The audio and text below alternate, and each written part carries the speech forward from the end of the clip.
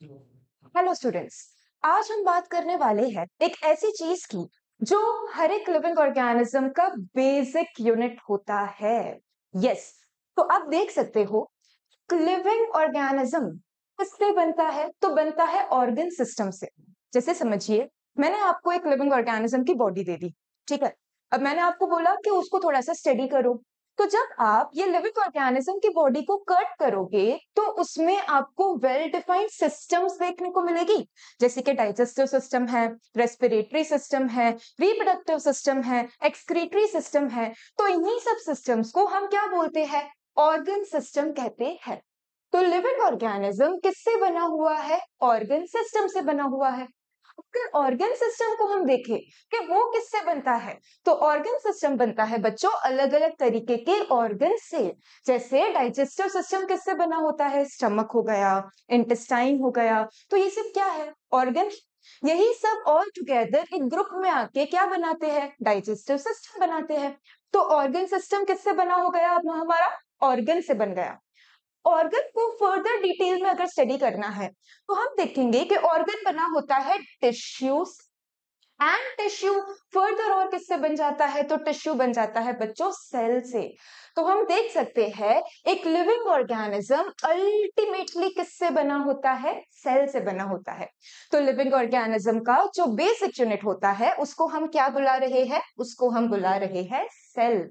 And therefore 9th standard में हमारे chapter का नाम बन जाता है fundamental unit of life. Fundamental का मतलब क्या हो गया? Basic unit. हमारी देख रहे हैं हम कि बेसिक यूनिट लाइफ का मतलब है यहाँ पे लिविंग ऑर्गेनिजम्स। तो लिविंग ऑर्गेनिजम्स का बेसिक यूनिट कौन होता है बच्चों? लिविंग ऑर्गेनिज्म का बेसिक यूनिट होता है सेल।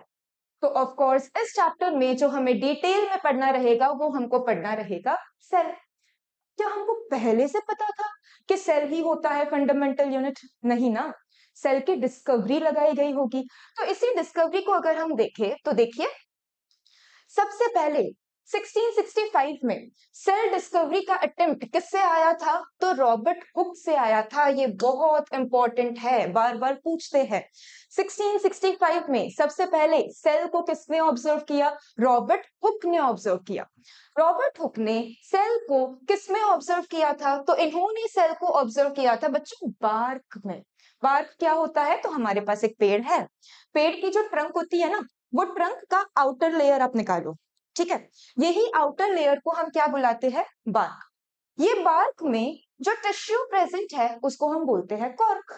सीधी सी बात है। तो इन्होंने बार्क में कौन सा टिश्यू ऑब्जर्व किया? तो इन्होंने बार्क में ऑब्जर्व किया था कॉर्क टिश्यू। अब सेल जो होता है बच्चों वो माइक्रोस्कोपिक स्ट्रक्चर है, उसको हम नेकेड आई से नहीं देख सकते। अगर इनको सेल ऑब्जर्व करना था तो इनको किसकी जरूरत पड़ी थी? ऑफ कोर्स माइक्रोस्कोप की जरूरत पड़ी थी। कौन से साल की हम बात कर रहे हैं? 1665 की।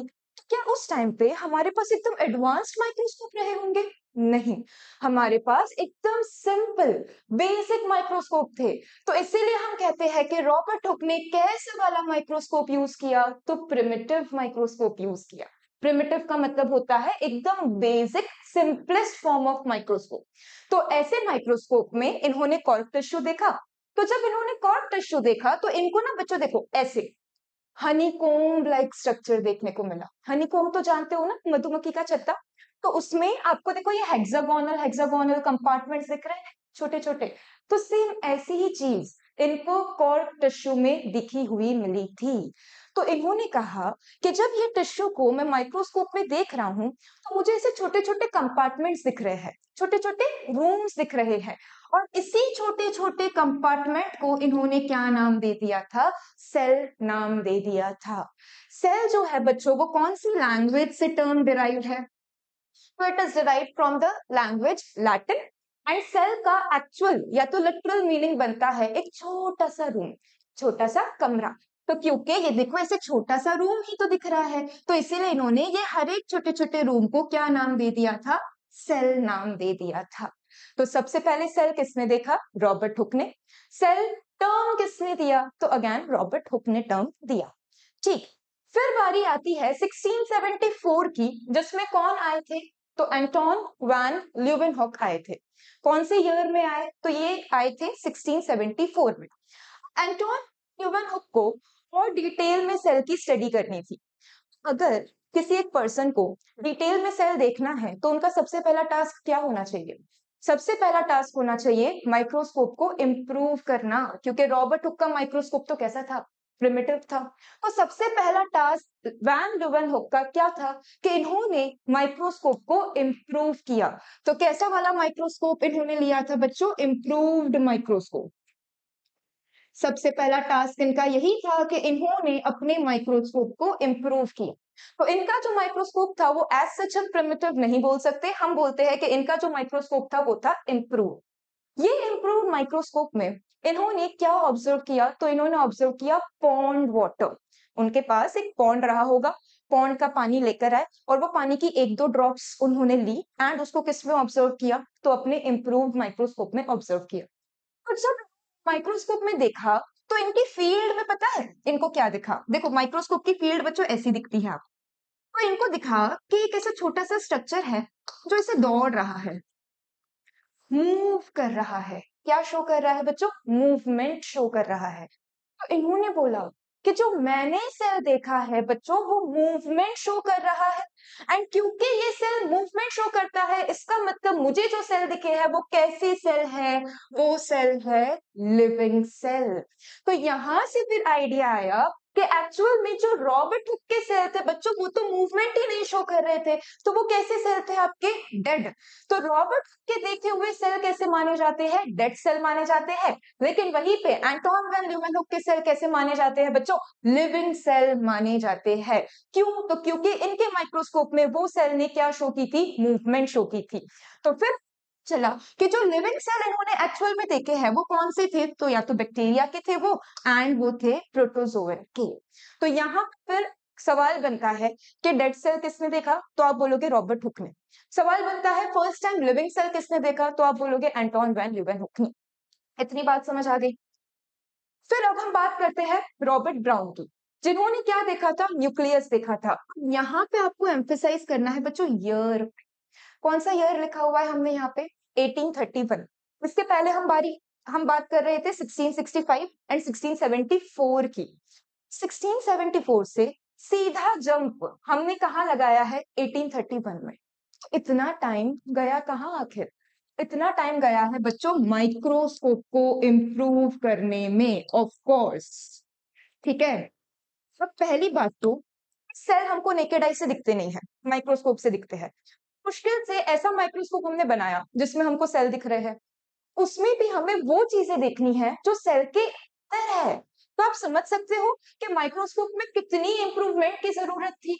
तो वही इंप्रूवमेंट हमने लगाई, हमने अच्छा खासा माइक्रोस्कोप जनरेट किया एंड वैसे ही माइक्रोस्कोप में अब फाइनली हमको कौन दिख गया था? हमको दिख गया था न्यूक्लियस। न्यूक्लियस क्या होता है? तो nucleus is a component of a cell. अब आप देखो, हमारी बॉडी है, हमारी बॉडी के कंपोनेंट्स कौन है? ऑर्गन्स है। तो वैसे ही सेल के अंदर भी तो कंपोनेंट्स होंगे ना। क्या सेल अंदर से खाली होगा? ऑफ कोर्स नहीं। तो सेल के अंदर के जो कंपोनेंट्स है उसमें से एक कंपोनेंट बहुत इंपॉर्टेंट है एंड जो कॉन्स्पिशियस तरीके से सेल के अंदर दिखता है और उसी कंपोनेंट का नाम क्या है बच्चों? न्यूक्लियस। तो न्यूक्लियस को for the very first time किसने देखा था? रॉबर्ट ब्राउन ने देखा था। कौन से ईयर में देखा था? तो 1831 में देखा था। ठीक है। तो ये सारे डेटा भी हमें लर्न करने रहते हैं। से हम बोल रहे हैं माइक्रोस्कोप माइक्रोस्कोप माइक्रोस्कोप, एक है मेरे पास प्रिमिटिव माइक्रोस्कोप, एक है मेरे पास इम्प्रूव्ड माइक्रोस्कोप। तो थोड़ा बहुत माइक्रोस्कोप के बारे में भी पढ़ ले। तो माइक्रोस्कोप क्या है? देखो, माइक्रोस्कोप ऐसा डिवाइस है जो हमें किसी भी चीज को मैग्नीफाई करके दिखाता है। अगर फॉर एग्जाम्पल बुक है, बुक में बहुत छोटे छोटे राइटिंग से लिखा हुआ है तो आप वो मैग्नीफाइंग लेंस यूज करते हो ना। तो जो मैग्नीफाइंग लेंस है वो राइटिंग को कैसे करके दिखा रहा है? मैग्नीफाई करके दिखा रहा है। तो अगर मुझे भी एक छोटा सा सेल देखना है तो उसको मैग्नीफाई करने की जरूरत पड़ेगी। मैग्निफिकेशन का काम कौन करता है यहाँ पे? माइक्रोस्कोप। माइक्रोस्कोप हमें दो ही तरीके के पढ़ने हैं, उसमें भी डिटेल में सिर्फ यही पढ़ना है। एक है हमारे पास कंपाउंड माइक्रोस्कोप और एक है हमारे पास इलेक्ट्रॉन माइक्रोस्कोप। अगर आपको बेसिक ऑब्जर्वेशंस करने हैं, बेसिक स्टडी लगानी है, तो आप कौन सा माइक्रोस्कोप यूज करते हो? Compound microscope. ये वही माइक्रोस्कोप है जो रेगुलरली आपको स्कूल की लैब्स में देखने को मिल जाते हैं, कि कॉमनली ये अवेलेबल है। तो ऑलमोस्ट सब जगह आपको कंपाउंड माइक्रोस्कोप तो देखने को मिल ही जाएगा। तो बेसिक स्टडीज के लिए हम कंपाउंड माइक्रोस्कोप यूज करते हैं, एंड एडवांस्ड स्टडी के लिए हम यूज करते हैं इलेक्ट्रॉन माइक्रोस्कोप। तो कंपाउंड माइक्रोस्कोप में हम लाइट को यूज करके हमारे ऑब्जेक्ट को देखेंगे। इलेक्ट्रॉन माइक्रोस्कोप में एक्चुअल में इलेक्ट्रॉन्स का इस्तेमाल किया जाता है, उसी की वजह से हम एक पर्टिकुलर ऑब्जेक्ट को देख पाते हैं। आपको सिर्फ इतना ध्यान रखना है कि इलेक्ट्रॉन माइक्रोस्कोप की डिस्कवरी या एडवेंट कब से स्टार्ट हुआ था? तो 1940 से स्टार्ट हुआ था। माइक्रोस्कोप हमें डिटेल में पढ़ना है तो उसका एक ये फोटो पिक्चर के साथ हम समझेंगे। देखो, एक लेंस अगर आप यूज करते हो तो ऑफ कोर्स मैग्निफिकेशन आपको कम मिलेगा। आपको ज्यादा मैग्निफिकेशन अगर जनरेट करना है तो कितनी लेंस यूज करते हैं हम? 2 लेंस यूज करेंगे। तो माइक्रोस्कोप भी बच्चों 2 लेंस यूज करता है। एक लेंस तो ये रही जो सबसे पहले हमने इधर ऊपर बनाई है, एक लेंस ये रही, दूसरी लेंस ये रही। तो कितनी लेंस है माइक्रोस्कोप में? हमारे पास 2 लेंस है। ये जो ऊपर वाली लेंस है इसको हम बुलाते हैं आई पीस। अब आपने लैब में या तो कहीं पे माइक्रोस्कोप अगर यूज किया होगा तो आप देखोगे कि उसमें ना ऐसी एक ट्यूब होती है और हमको ऐसे करके देखना होता है। बेसिकली हमारी जो आई होती है बच्चों वो इधर होती है, ऐसे हम यहां से देख रहे हैं। तो ये वाली जो लेंस है ऐसे समझो, ये ऐसा है, ठीक है, यहाँ पे एक लेंस है। तो ये जो ऊपर की लेंस है ये हमारे आई के पास है, ठीक है, मैं ऐसे देख रही हूं तो ये ऊपर वाली लेंस मेरी आईज के पास है। तो इसीलिए ये वाली लेंस को मैंने क्या नाम दे दिया है? आई पीस। आई पीस। ठीक, तो देखो ये जो ट्यूब है वो समझो ये मार्कर है, ये ट्यूब जिसमें इधर ऊपर क्या है मेरे पास? आई पीस, एंड इधर नीचे कौन सी वाली लेंस लग जाती है मेरी? तो ऑब्जेक्टिव लेंस लग जाती है। इसको हमने आईपीस बोला क्योंकि ये मेरे आईज के पास है। इसको ऑब्जेक्टिव क्यों कह रहे हैं? क्योंकि ये होती है हमारे ऑब्जेक्ट के पास। समझो, ये है वो ट्यूब आपकी, और मान लो ये जो मेरा हाथ है ना वो क्या है? स्टेज है, प्लेटफॉर्म है। तो मुझे जो भी ऑब्जेक्ट देखना है मैं वो इसी प्लेटफॉर्म के ऊपर प्लेस करूंगी। जैसे अगर मुझे चीक सेल देखना है तो वो इसके ऊपर आएगा, प्लांट सेल देखना है तो वो इसके ऊपर आएगा। तो ये है मेरा स्टेज, ये है मेरी वो बॉडी ट्यूब। देखो, ये थी मेरे आई के पास तो ये हो गई आई पीस। ये किसके पास है बच्चों? ऑब्जेक्ट के पास है ना, तो इसीलिए इसको हम क्या बोल देते हैं? ऑब्जेक्टिव लेंस बोल देते हैं। तो ये है हमारे पास ऑब्जेक्टिव लेंस। ऑब्जेक्टिव लेंस जो है वो मल्टीपल हो सकती है, एक ऑब्जेक्टिव लेंस है, 2 ऑब्जेक्टिव लेंस है, तो आप आपके डिजायर्ड मैग्निफिकेशन के हिसाब से उसको चेंज कर सकते हो। आईपीस जो है वो कांस्टेंट रहती है। फॉर एग्जांपल समझो, आईपीस जो है मेरे पास वो 10x मैग्नीफाइंग पावर रख रही है। ऑब्जेक्टिव में मेरे पास एक ऑब्जेक्टिव है जो 10x की है, दूसरी ऑब्जेक्टिव है जो मान लो 45x की है। तो अगर एक ऐसा सेल है जो मुझे आसानी से 10 और 10 के कॉम्बिनेशन के साथ दिख जा रहा है, मतलब कितने मैग्निफिकेशन पे दिख जा रहा है? 100x पे, तो उसके लिए मैं कौन सा ऑब्जेक्टिव यूज करूंगी? 10x वाला। बट एक ऐसा सेल है जो मुझे 100x पे भी नहीं दिख रहा, तो उसके लिए मुझे कौन सी वाली यूज करनी पड़ेगी? 45x वाली यूज करनी पड़ेगी। तो इसकी वजह से हमारे पास क्या आ जाएगा? Total magnification. तो टोटल मैग्निफिकेशन मेरे पास आ जाएगा 450x, है ना। तो वो ऑब्जेक्ट के ऊपर डिपेंड करता है कि आपको कौन सी वाली ऑब्जेक्टिव लेंस यूज करनी है। एक है जो कांस्टेंट रह रही है, कौन सी कांस्टेंट रह रही है? जो मेरी आंखों के पास है, मतलब के आईपीस। एक है बच्चों जिसको आप चेंज कर सकते हो, जो वेरिएबल है। कौन सी है आपकी वेरिएबल वाली? तो वो हो जाती है आपकी ऑब्जेक्टिव लेंस। तो यहाँ पे देखो ये एक ऑब्जेक्टिव लेंस, यहाँ पे देखो ये दूसरी ऑब्जेक्टिव लेंस। तो आप ना इसको ऐसे टर्न कर सकते हो, ऐसे टर्न कर सकते हो, एंड टर्न करके आपका डिजायर्ड मैग्निफिकेशन वाली लेंस को सिलेक्ट कर सकते हो। तो ये बात हो गई हमारी 2 लेंस की। साथ ही में ये 2 लेंस जो है बच्चों वो देखो एक ट्यूब से कनेक्टेड है, तो उस ट्यूब को ही हमने क्या बोल दिया है? इस ट्यूब को ही हमने बोल दिया है बॉडी ट्यूब। फिर हम बात करते हैं इसकी। जैसे मैंने आपको बोला था कि ये क्या है? मेरा स्टेज है। ये क्या है? स्टेज है, प्लेटफॉर्म है। तो ये बन गया मेरा स्टेज। इसी स्टेज के ऊपर क्या मैं डायरेक्टली मेरा सैंपल डाल दूंगी? नहीं ना, वरना स्टेज गंदा नहीं हो जाएगा।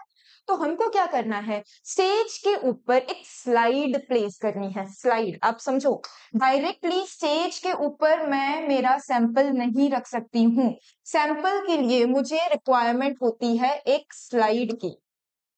ये स्ट्रक्चर को हम क्या बुलाते हैं, स्लाइड, जो किससे बना होता है, ग्लास से बना होता है, कांच से बना होता है। तो ग्लास का एक ऐसा रेक्टेंगुलर टुकड़ा है जो मेरा स्लाइड का रोल प्ले कर रहा है। ये स्लाइड के ऊपर ही मैं मेरा सैंपल रखूंगी। अगर मुझे पॉन्ड वाटर देखना है तो ये स्लाइड के ऊपर मैंने पॉन्ड वाटर का एक ड्रॉप डाल दिया। अगर मुझे प्लांट सेल देखना है तो मैंने मान लो अनियन पील सेल देखना है तो अनियन का एक छोटा सा पोर्शन कट करके इसी स्लाइड के ऊपर रखा। फिर ये स्लाइड को उठाऊंगी एंड मैं उसको किसके ऊपर रख दूंगी, मेरे स्टेज के ऊपर रख दूंगी, मतलब के प्लेटफॉर्म के ऊपर रख दूंगी। तो ये है स्टेज, स्टेज के ऊपर ये आपकी रेक्टेंगुलर कौन आ जाती है, स्लाइड आ जाती है। अब ऐसे चांसेस हो सकते हैं कि स्टेज के ऊपर अगर मैंने स्लाइड रखा तो ये स्लाइड इधर से उधर शिफ्ट हो सकता है ना, ओरिएंटेशन जो है वो चेंज कर सकता है। स्लाइड को मुझे फिक्स करना पड़ेगा ना। आप घर पे कपड़े सुखाते हो तो कपड़े उड़ सकते हैं हवा की वजह से, तो उनको फिक्स करने के लिए आप उसके ऊपर क्या लगाते हो, क्लिप्स लगाते हो। तो वैसे ही यहाँ पे भी ये स्लाइड को फिक्स करने के लिए इसके ऊपर हम क्या लगाते हैं, क्लिप्स लगाते हैं। तो क्लिप्स का काम है कि वो स्लाइड को अपनी जगह पे होल्ड करके रख रहा है। तो स्टेज का काम क्या हुआ, जिसके ऊपर हम स्लाइड रख रहे हैं। स्लाइड का काम क्या हुआ, तो स्लाइड जो है वो हमारे ऑब्जेक्ट को कैरी कर रही है। एंड क्लिप्स का काम क्या हो गया कि ये स्लाइड को अपनी जगह पे फिक्स रख रहा है। नेक्स्ट अगर हम देखें तो हमारे पास ना नीचे इधर मिरर है। किसी किसी माइक्रोस्कोप में इंस्टेड ऑफ मिरर प्रेजेंट होता है लाइट सोर्स। लाइट सोर्स का मतलब है कुछ बल्ब वगैरह रख दिया आपने नीचे, ठीक है। तो लाइट सोर्स में फॉर एग्जांपल आप अगर बल्ब यूज कर रहे हो तो ये बल्ब तो देखो सीधा सीधा लाइट फेंक रहा है, इसकी जो लाइट निकल के आएगी वो कहाँ जाएगी, ये देखो ये लाइट मेरी कहाँ जा रही है, स्लाइड के ऊपर ही जा रही है ना, क्योंकि जो आपका स्टेज होता है वो तो बीच में से ट्रांसपेरेंट होता है। तो ऑफ कोर्स नीचे से जो लाइट आ रही है वो मेरी सीधी की सीधी किसके ऊपर चली जाएगी, स्लाइड के ऊपर चली जाएगी। जब तक लाइट नहीं है तब तक आपको माइक्रोस्कोप में कुछ दिखेगा। आपको एक रूम में अगर मैं लाइट्स ऑफ कर दूं अभी तो क्या ये सारी चीजें दिखेगी, नहीं दिखेगी ना। तो लाइट चाहिए होता है ऑब्जेक्ट को देखने के लिए। तो उसी लाइट के लिए आप यहाँ पे नीचे या तो लाइट सोर्स यूज करते हो। लाइट सोर्स में जनरली क्या यूज किया जाता है, बल्ब यूज किया जाता है। या तो आप यहाँ पे क्या यूज कर लेते हो, मिरर यूज करते हो। कोर्स अगर आपकी लैब ऐसी जगह पे है जहां पे अच्छी खासी सनलाइट आ रही है तो आप सनलाइट को ही यूज करोगे। तो हमें क्या करना है, वहां पे नीचे ना मिरर यूज करना है। मिरर फॉर एग्जाम्पल सनलाइट मेरी यहाँ से आ रही है, इस डायरेक्शन से आ रही है, तो मिरर सनलाइट को क्या करेगा, रिफ्लेक्ट करेगा। तो ये सनलाइट आई, मैंने मिरर को एडजस्ट किया और मिरर को कुछ मैंने इस तरीके से एडजस्ट किया कि सनलाइट रिफ्लेक्ट होके सीधा कहाँ गिर रही है, मेरे स्लाइड के ऊपर, ऑब्जेक्ट के ऊपर गिर रही है। तो अगर हम मिरर यूज कर रहे हैं तो सनलाइट रिफ्लेक्शन वाला चीज काम आ रही है। एंड अगर हम डायरेक्ट लाइट सोर्स यूज कर रहे हैं तो उसमें तो आपको सनलाइट की ऐसे जरूरत नहीं पड़ती है। तो मिरर के ऊपर ही यहाँ पे ये वाला स्ट्रक्चर दिख रहा है आपको, इसको मैंने क्या लेबल किया हुआ है, कंडेंसर।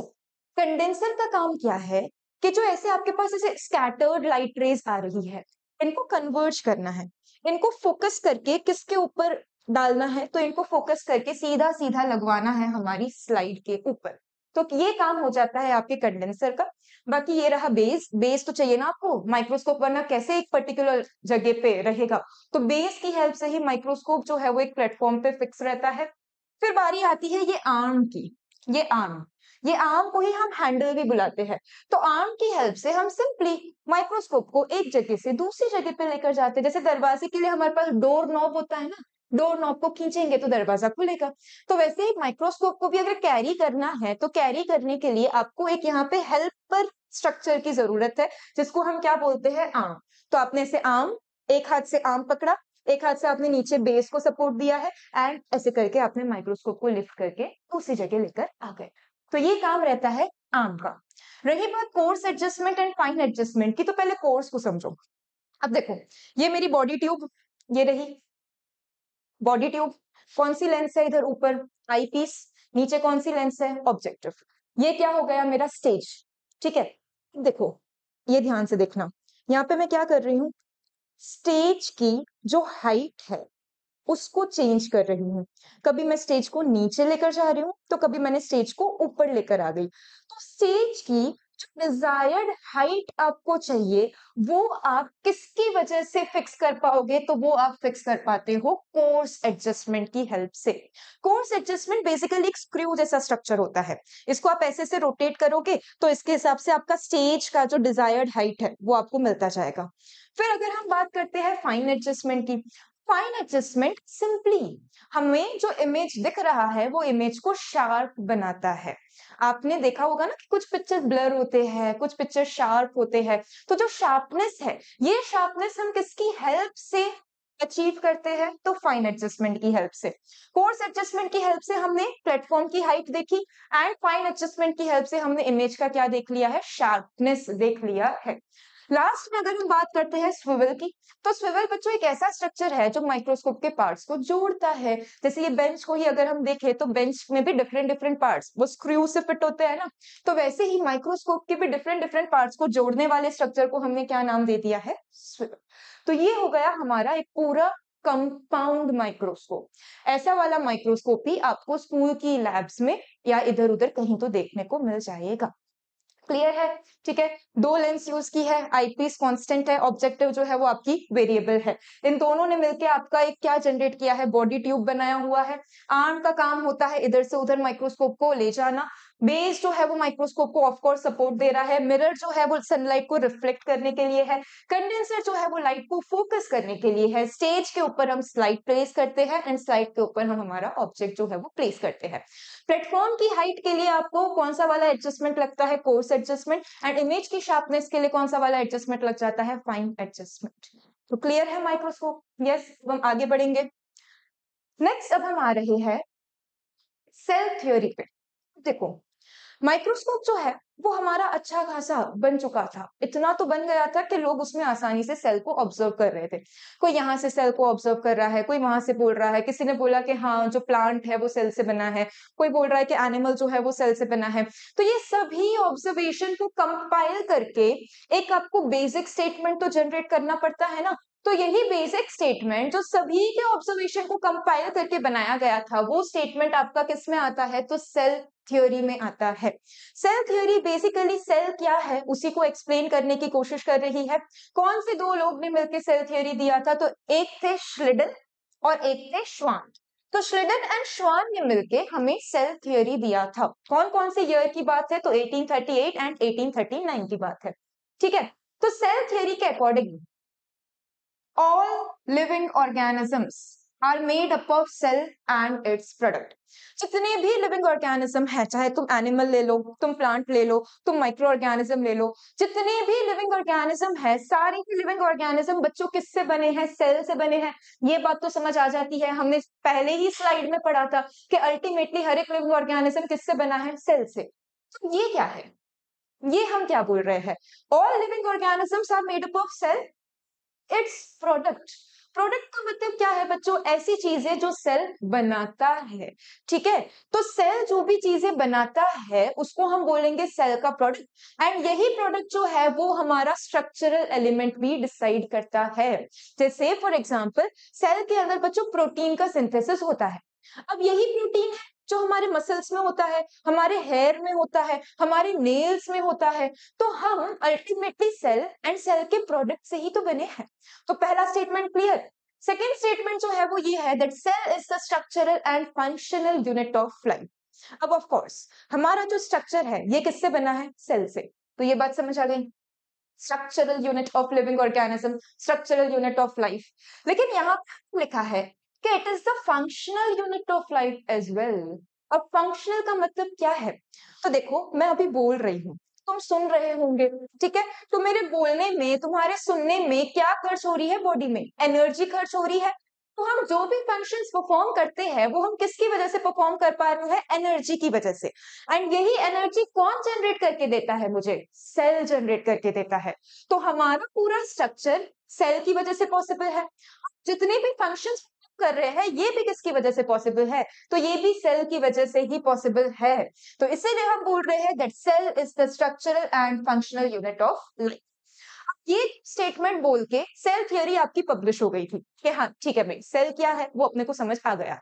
फिर क्वेश्चन अराइज हुए कि आखिर में सेल आया कहां से? ये जो तुम सेल सेल सेल कर रहे हो, ये सेल आपका कहां से है? तो इसी का जवाब देने के लिए अब यहाँ पे तीसरे साइंटिस्ट आए जिनका नाम है रुडोल्फ वर्चो। रुडोल्फ वर्चो कौन से ईयर में आए थे? तो 1855 में आए थे। इन्होंने एक स्टेटमेंट देके सेल थ्योरी को चेंज कर दिया, बेसिकली मॉडिफाई कर दिया, एड ऑन किया है। तो इनकी जो स्टेटमेंट थी वो क्या थी? Omnis सेल्यूला E सेल्यूला। ऑफ कोर्स ये टर्म आपका कौन सा है? लैटिन।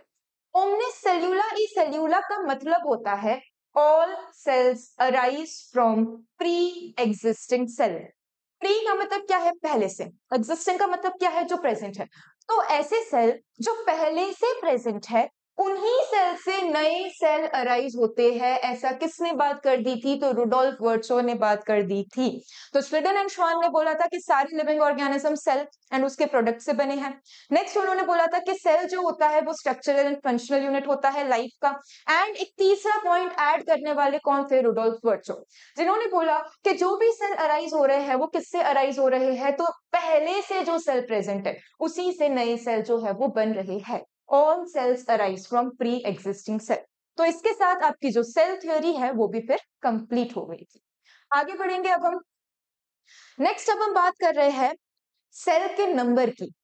क्या सभी ऑर्गेनिज्म एक सेल से बने हैं या सभी ऑर्गेनिज्म मल्टीपल सेल से बने हैं? तो ऐसा देखो, हमें नेचर में काफी वेरिएशंस देखने को मिलते हैं। कुछ ऑर्गेनिज्म एक सेल से बना है तो कुछ ऑर्गेनिज्म मल्टीपल सेल से बने हैं। ऐसे ऑर्गेनिज्म जो सिंगल सेल से बने हैं उनको हमने क्या बोल दिया? यूनिसेल्यूलर। यूनि का मतलब क्या होता है? वन तो होता है। तो यूनिसेल्यूलर ऑर्गेनिज्म मतलब वो कितने सेल से बने हैं बच्चों? एक सेल से बने हैं। मल्टी सेल्यूलर ऑर्गेनिज्म का मतलब होता है कि वो बने हुए हैं मल्टीपल सेल से। तो वही हमने लिखा है, made up of single cell, made up of multiple cell. Next अगर हम बात करें तो हम बात करते हैं डिवीजन ऑफ लेबर की। लेबर का मतलब क्या होता है? काम। डिवीजन का मतलब क्या होता है? बांटना। ठीक है, यहाँ पे देखो, ये पूरा ऑर्गेनिज्म एक सेल से बना है। तो इधर एक लौते सेल को सारा काम करना पड़ेगा कि इसको ब्रीथिंग भी करना है, इसको रेस्पिरेशन भी करना है, इसको डाइजेशन भी करना है, इजेशन भी करना है। सारा काम, जितने भी काम है वो सारे एक लौते सेल को करना पड़ रहे हैं, है कि नहीं? तो इसी को हम बोल रहे हैं कि division of labour is not seen. मतलब यहाँ पे सेल किसी और के साथ अपना काम बांट नहीं सकता है। तो यहाँ पे काम नहीं बांट रहे हैं। लेकिन यहाँ पे देखो, ये मल्टीपल सेल से बना हुआ है तो सेल आपस में काम बांट लेंगे कि भाई तू फोटोसिंथेसिस कर ले, मैं डाइजेशन कर लूंगा, ऐसा। तो यहाँ पे काम बांट लेते हैं ना, तो इसीलिए हमने इसको क्या बोल दिया है? Division of labour is seen. तो इधर काम नहीं बांट रहे हैं तो division of labour is absent. इधर काम बांट लेते हैं तो इधर हम बोल देते हैं division of labour is present. Next हम बात कर रहे हैं death of one cell results in death of the whole organism. वो ऑर्गेनिज्म बना है एक सेल से। अगर मान लो किसी एक्सवाइजेड रीजन की वजह से वो एक सेल की हो जाती है डेथ, तो अगर वो एक सेल की डेथ हो गई तो मेरा तो पूरा ऑर्गेनिज्म ही डेथ हो जाएगी, पूरे ऑर्गेनिज्म की। तो यहाँ पे वही लिखा है हमने कि death of one cell results in death of the whole organism. But यहाँ पे एक सेल की डेथ की वजह से पूरे ऑर्गेनिज्म को कुछ फर्क नहीं पड़ेगा। अब देखो, मैं अगर सिंपल से क्लैप भी करूंगी ना, तो भी इधर के स्किन के सेल मेरे कुछ कुछ मर गए होंगे, उनकी डेथ हो गई होगी, तो क्या मुझे कुछ हुआ? नहीं ना। तो एक सेल की अगर डेथ हो रही है तो पूरे ऑर्गेनिज्म को यहाँ पे कुछ फर्क नहीं पड़ता। बट यहाँ पे अगर एक सेल की डेथ हो जा रही है तो पूरे के पूरे ऑर्गेनिज्म को फर्क पड़ता है, पूरा ऑर्गेनिज्म ही आपका मर जाता है। एग्जाम्पल की अगर हम बात करें तो बहुत फेमस एग्जाम्पल आपने बार बार पढ़ा होगा। एक तो मैं आपका कॉमन एग्जाम्पल लिख देती हूँ जो है अमीब। अमीबा जो है बच्चों वो यूनिसेल्युलर ऑर्गेनिज्म है। इसके अलावा हमारे पास बैक्टीरिया भी यूनिसेल्युलर में आते हैं, पैरामीशियम भी यूनिसेल्युलर में आता है, क्लमाइडोमोनास भी यूनिसेल्युलर में आता है। क्लमाइडोमोनास बच्चों एक टाइप की एल्गे है, एल्गे तो पता है ना आप सबको। तो Chlamydomonas is a type of algae. Paramecium जो है बच्चों वो एक प्रोटोजोवन है। अमीबा भी तो एक प्रोटोजोवन है ना, तो अमीबा वाले ग्रुप को ही बिलोंग करता है पैरामीशियम। बैक्टीरिया तो आपको पता है। मल्टी सेल्यूलर में आप कुछ भी एग्जाम्पल लिख दो, ठीक है।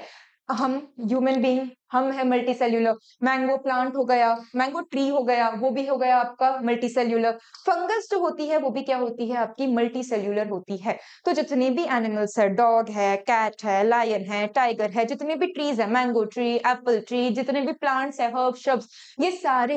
एंड फंगस, फंगस में भी आपने देखा होगा मशरूम्स होते हैं, फिर पेनिसिलियम होता है, फिर एगैरिकस होता है। तो ये सारी फंगस भी कौन से ग्रुप को बिलोंग करती है बच्चों, मल्टी सेल्यूलर के ग्रुप को बिलोंग करती है।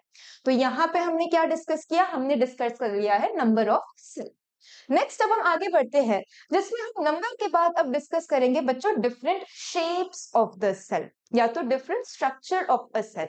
सेल जो होता है उसके अलग अलग शेप होते हैं, एंड एक सेल का क्या शेप लगाना है वो किसके ऊपर डिपेंडेंट है, तो वो डिपेंडेंट होता है उसके फंक्शन के ऊपर। यस, एक सेल क्या फंक्शन परफॉर्म करता है उसी के बेसिस पे डिसाइड होगा कि ये सेल का शेप कैसा बनना है। एग्जाम्पल के साथ समझेंगे तो आपको विजन थोड़ा क्लियर हो जाएगा।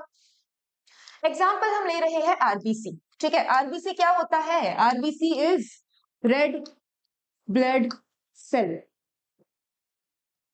ठीक है, इसी को हम बोलते हैं एरिथ्रोसाइट।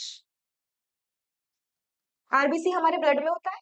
हमारे ब्लड का जो रेड कलर है वो एक्चुअल में किसकी वजह से आता है, आरबीसी की वजह से आता है। आरबीसी का काम होता है transportation of oxygen. RBC oxygen का ट्रांसपोर्टेशन करता है हमारी बॉडी में। बेसिकली आप ऐसा समझो कि आरबीसी के पास ना बच्चों पिगमेंट है। आरबीसी के पास एक पिगमेंट है। पिगमेंट का नाम क्या हो गया, तो पिगमेंट का नाम है हीमोग्लोबिन। हीमोग्लोबिन क्या है, पिगमेंट। हम बोल रहे हैं ब्लड का रेड कलर होता है, किसकी वजह से रेड कलर होता है, आरबीसी की वजह से। किसी का रेड कलर होता है, किसकी वजह से रेड कलर होता है, तो एक्चुअल में वो होता है हीमोग्लोबिन की वजह से। तो हीमोग्लोबिन बच्चों एक पिगमेंट है, रेड कलर की पिगमेंट है।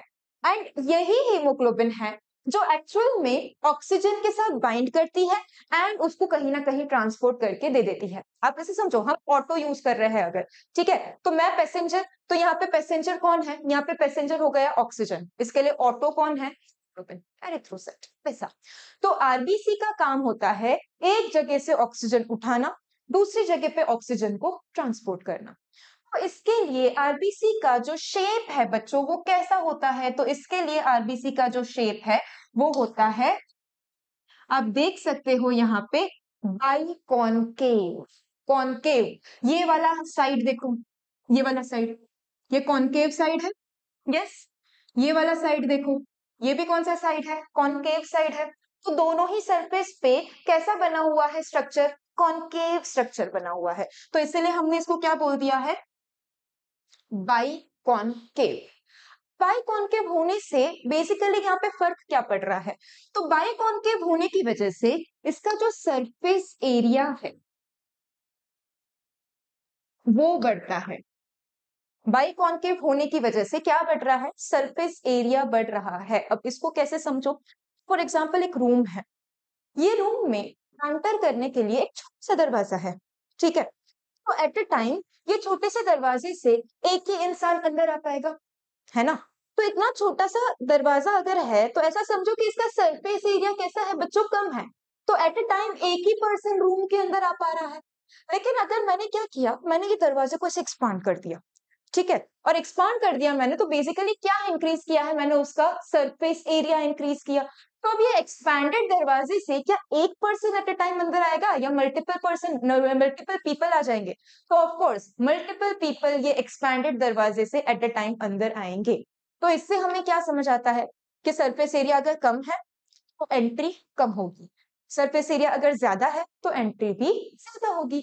तो यहाँ पे भी अगर मेरे पास ऐसा होता आरबीसी, ऐसा जिसका जो सरफेस है वो फ्लैट होता, तो इसका सरफेस एरिया कम होता।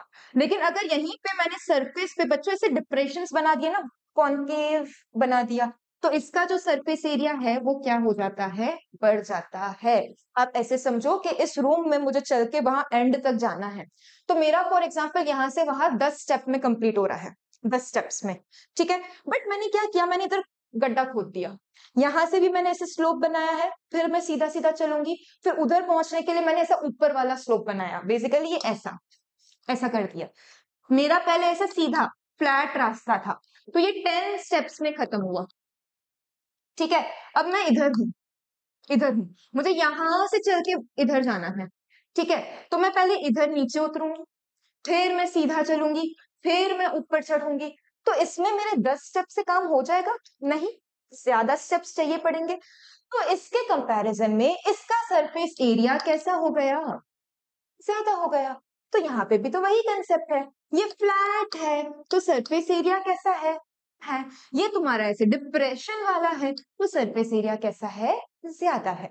अब यही आरबीसी को अगर हम देखें, तो आरबीसी के ना आसपास होता है बच्चों ऑक्सीजन, ये रहा, बाहर है ऑक्सीजन। ठीक है, मैं कह रही थी कि सरफेस एरिया अगर ज्यादा है तो एंट्री लोगों की कैसे हो रही है? ज्यादा एंट्री हो रही है लोगों की। तो यहाँ पे भी अगर सरफेस एरिया ज्यादा है तो कितने ऑक्सीजन आरबीसी के अंदर आ पाएंगे? ज्यादा ऑक्सीजन आ पाएंगे। अगर ज्यादा ऑक्सीजन अंदर आ गए तो ज्यादा ऑक्सीजन का यहाँ पे ट्रांसपोर्टेशन भी हो जाएगा। तो क्योंकि आरबीसी का काम होता है ऑक्सीजन का ट्रांसपोर्टेशन, इसीलिए उसके सरफेस को हमने कैसा बनाया है? बाइकॉनकेव। बाइकॉनकेव बनाने की वजह से उसका सरफेस एरिया बढ़ गया।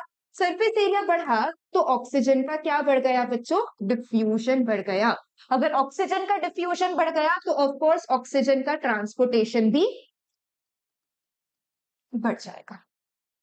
क्लियर है? यस। तो बाइकॉनकेव होने की वजह से ज्यादा सरफेस एरिया की वजह से ज्यादा ऑक्सीजन की एंट्री कौन से प्रोसेस से होती है? तो डिफ्यूजन से होती है। एंड ज्यादा ऑक्सीजन की एंट्री हो गई, इसका मतलब ज्यादा ऑक्सीजन का इधर क्या हो जाएगा? ट्रांसपोर्ट हो जाएगा। नेक्स्ट फीचर अगर हम देखें, तो नेक्स्ट फीचर हम बता रहे हैं कि आरबीसी जो होता है वो ई न्यूक्लिएटेड होता है। ई का मतलब क्या है? निकाल दो उसमें से वो चीज।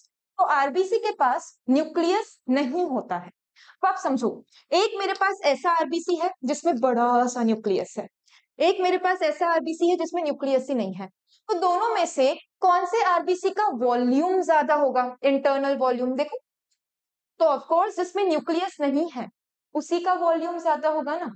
तो अगर वॉल्यूम ज्यादा है तो ज्यादा हीमोग्लोबिन को वो एकोमोडेट कर पाएगा। एंड अगर ज्यादा हीमोग्लोबिन को उसने एकोमोडेट कर दिया तो ज्यादा ऑक्सीजन का ट्रांसपोर्टेशन हो जाएगा। तो सिंपल सी बात है, न्यूक्लियस के एब्सेंस की वजह से क्या हो गया? न्यूक्लियस के एब्सेंस की वजह से उसके अंदर का वॉल्यूम बढ़ा, जिसकी वजह से ज्यादा हीमोग्लोबिन एकोमोडेट हुआ।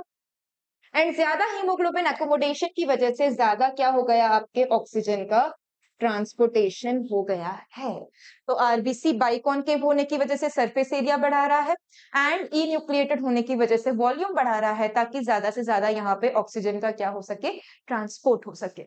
ठीक है, तो ये हो गया हमारे आरबीसी का एग्जाम्पल। अच्छा, ये फिगर को देखना, ये वाला जो पिक्चर है ना, ये आपको ऐसे ऊपर से दिखा रहा है। अब देखो, मैं मेरे हाथ को अगर ऐसा दिखा रही हूँ तो आपको ये ब्रॉड सरफेस दिख रहा है, लेकिन अगर मैं मेरे हाथ को ऐसे दिखाऊंगी तो आपको तो सिर्फ ऐसे लाइन दिख रही है ना साइड व्यू से। तो वैसा ही है, ये आरबीसी को आप ऐसे ऊपर करके दिखा रहे हो तो ये कैसा दिख रहा है आपको? ओवल। लेकिन ये आरबीसी को ऐसे आप साइड से दिखा रहे हो, साइड से, तो ये कैसा दिख रहा है आपको? बाइकॉनकेव। तो इसलिए RBC is Oval, biconcave and E nucleate. Next example की अगर हम बात करें तो वो है बच्चों न्यूरॉन। ये कौन सा स्ट्रक्चर है? हमारे न्यूरॉन का स्ट्रक्चर है। न्यूरॉन एक ऐसा सेल होता है जो हमारी बॉडी में इंफॉर्मेशन का ट्रांसमिशन करवाता है। ब्रेन के अंदर काफी सारा ये पाया जाता है एंड हमारी पूरी बॉडी में ये ऐसे ब्रांच फॉर्म में पड़ा होता है, ताकि ब्रेन से सिग्नल को हाथों की तरफ पहुंचाना है, ब्रेन से सिग्नल को पैरों की तरफ पहुंचाना है। तो ब्रेन ही तो हमारा मेन कंट्रोलिंग सेंटर है ना। हम बॉडी में जितने भी टास्क परफॉर्म करते हैं वो टास्क का इंफॉर्मेशन जनरेट कौन करता है? ब्रेन। अब ब्रेन से इंफॉर्मेशन लेकर मेरे हाथों तक कौन लेकर आता है? न्यूरॉन लेकर आता है। तो न्यूरॉन को क्योंकि इंफॉर्मेशन कलेक्ट करनी है हर एक डायरेक्शन से, तो इसलिए देखो इसमें आपको क्या मिल रही है बच्चों? ब्रांचेस मिल रही है। तो क्योंकि हर डायरेक्शन से इंफॉर्मेशन गैदर करनी है, यहाँ पे आपको क्या मिल जाती है? ब्रांचेस। एंड इसको फर्दर आगे ट्रांसमिट करना है, ट्रांसपोर्ट करना है, तो इसीलिए ये आपका कैसा होता है? लॉन्ग होता है। तो न्यूरॉन को क्योंकि हर डायरेक्शन से इंफॉर्मेशन लेनी है तो वो ब्रांच्ड है, क्योंकि उसको आगे काफी लॉन्ग डिस्टेंस कवर करना है तो इसीलिए वो कैसा होता है? आपका लॉन्ग होता है। तो क्योंकि इसका काम है ट्रांसमिशन ऑफ नर्व इम्पल्स, जो है बेसिकली इंफॉर्मेशन ही, इसका काम है ट्रांसमिशन ऑफ इंफॉर्मेशन, तो इसीलिए इसका शेप कैसा हो गया? इसका शेप हो गया ब्रांच एंड लॉन्ग। क्लियर हो गई यहाँ तक बात? ठीक है, अब आगे अगर हम बढ़ते हैं तो नेक्स्ट हम बात करते हैं साइज की। तो सबसे पहले हमने सेल के नंबर की बात की, जिसके बेसिस पे यूनिसेल्यूलर मल्टीसेल्यूलर बताया। नेक्स्ट हमने बात की सेल के शेप की, जिसके बेसिस पे हमने क्या बता दिया कि इसका जो शेप है वो किसके ऊपर डिपेंडेंट होता है, उसके फंक्शन के ऊपर डिपेंडेंट होता है। एंड तीसरा हम बात कर रहे हैं इसकी अलग अलग साइज की। तो पूरे बायोस्फीयर में सेल की जो साइज होती है वो अलग अलग होती है, as well as human being की बॉडी में भी सेल की जो साइज होती है बच्चों वो अलग अलग होती है। 3 क्राइटेरिया यहाँ पे मैं लेकर आई हूँ। एक है स्मॉलेस्ट सेल, एक है लार्जेस्ट सेल, एक है longest cell. Largest and longest में फर्क होता है। लॉन्गेस्ट में आप सिर्फ लेंथ देखते हो, लार्जेस्ट में आप ओवरऑल डायमेंशन देखते हो। तो बायोस्फीयर की अगर हम बात करें, पूरे वर्ल्ड की अगर हम बात करें, तो सबसे छोटा सेल किसका होता है? तो एक बैक्टीरिया का होता है। उस बैक्टीरिया का नाम क्या है? माइकोप्लाज्मा, या तो हम इसी को बुलाते हैं पीपीएलओ। पीपीएलओ का फुल फॉर्म है प्लूरो निमोनिया लाइक ऑर्गेनिज्म। इसको समझते हैं। अब अगर मैं तुमको बोलूं कार्डियो, कार्डियक, तो आप तुरंत से उसको किससे रिलेट कर देते हो? हार्ट से। वैसे ही अगर मैं तुमको बोलूं प्लूरो, प्लूरा, प्लूरल, तो किससे रिलेट कर देना है? उसको लंग्स से रिलेट कर देना है। प्लूरो का मतलब क्या हो गया? लंग्स। निमोनिया पता है आपको एक बीमारी होती है, डिसीज होती है। निमोनिया के वक्त लंग्स में आपको एक फ्लूइड डिपॉजिटेड मिलता है, ठीक है? तो निमोनिया के वक्त लंग्स के अंदर आपको जो फ्लूइड मिलता है, फ्लूइड में छोटे छोटे ऑर्गेनिजम्स देखने को मिलते हैं। एंड उन्हीं ऑर्गेनिज्म के जैसा कौन होता है? मेरा माइकोप्लाज्मा। तो इसीलिए माइकोप्लाज्मा का दूसरा नाम क्या है? पीपीएलओ। के निमोनिया वाली कंडीशन में लंग्स के अंदर जो फ्लूइड है, उस फ्लूइड में जो पाए जाने वाले ऑर्गेनिज्म है, उन्हीं के जैसा कौन है? मेरा माइकोप्लाज्मा। तो इसीलिए नाम दिया है प्लूरो निमोनिया लाइक ऑर्गेनिज्म। ठीक। फिर लार्जेस्ट सेल जो होता है बच्चों, वो ऑस्ट्रिच का एग होता है। एंड लॉन्गेस्ट सेल में हमारा न्यूरॉन ऑफ व्हेल आ गया। ह्यूमन बॉडी की अगर हम बात करते हैं तो स्मॉलेस्ट सेल में है आरबीसी, रेड ब्लड सेल। अब मेल्स की अगर हम बात करें तो मेल में बच्चों एक होता है मेल गैमेट, जिसका नाम है स्पर्मेटोजोआ।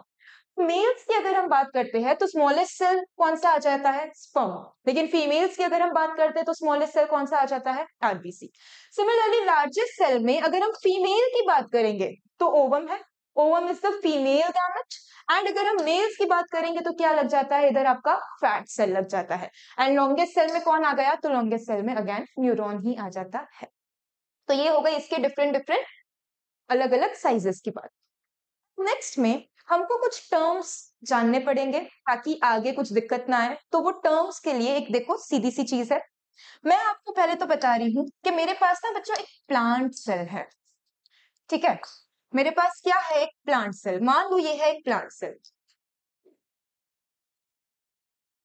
प्लांट सेल ऐसे सेल होते हैं जिनके पास ना दो कवर होते हैं। कवर, कवर, ठीक है? दो तरीके के कवर है। एक तो उसका, ये देखो येलो वाला कवर है। ये येलो वाले कवर को हम क्या बुलाते हैं? तो येलो वाले कवर को हम बुलाते हैं प्लाज्मा मेम्ब्रेन या तो सेल मेम्ब्रेन।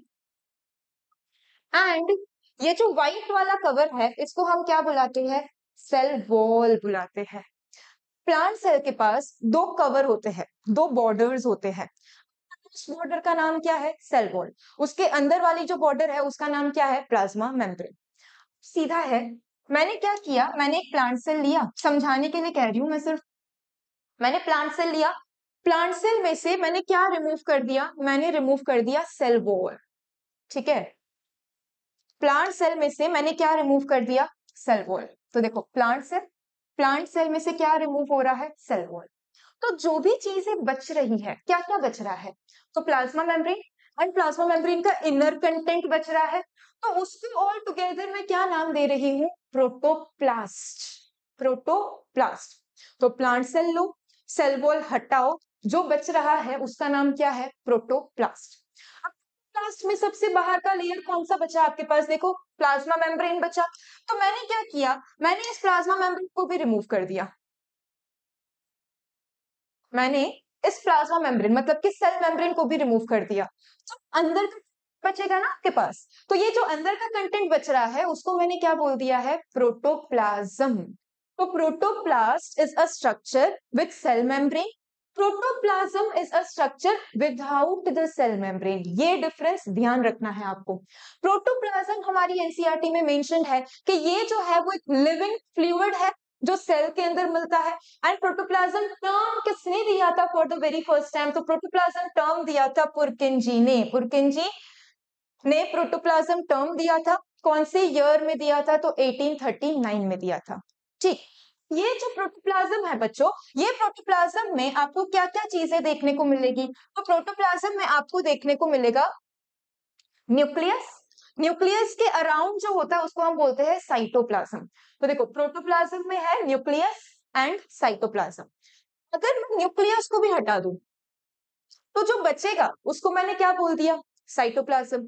फिर साइटोप्लाज्म में और छोटे छोटे कंपोनेंट्स होते हैं, उन कंपोनेंट्स को हम बुलाते हैं ऑर्गेनेल्स। तो अगर साइटोप्लाज्म में से मैं इन ऑर्गेनेल्स को रिमूव कर दूंगी तो हवा तो नहीं बचेगी ना, पानी बचेगा, फ्लूइड बचेगा। उसी फ्लूइड को हम क्या बोल रहे हैं? साइटोसोल कह रहे हैं। वापस, प्लांट सेल।